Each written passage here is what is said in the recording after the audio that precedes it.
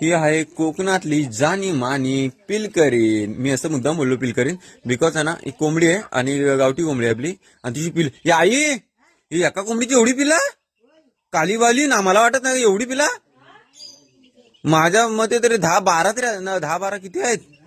3 ने 3 6 7 आणि 8 9 10 11 12 आहेत 12. चला ठीक आहे, मस्त आहे. कालीवाली तर अशा प्रकारे पिलकरी बोलतात. पिलकरी म्हणजे तिची पिल्लं असतात, ती एकसारखी पिलपिल करतात किंवा कोंबडी सुद्धा पिलपिल करते, त्याच्यामुळे तिला पिलकरी असं म्हणतात. घाबरते आता ही कोंबडी, घाबरती बघ कशी मागणं जात आहेत. आणि ह्याच्यामध्ये कसं असतं की काय बोललो होतो विसरून गेलो यार.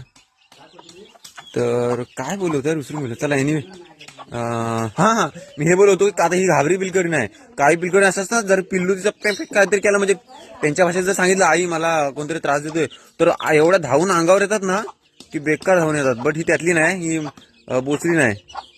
हा बघ ती कॉक करते ना, इशारा करते बाजूला म्हणून, कारण तिचं एक पिल्लू तिकडे राहिले. हे बघा, एक नाही 2.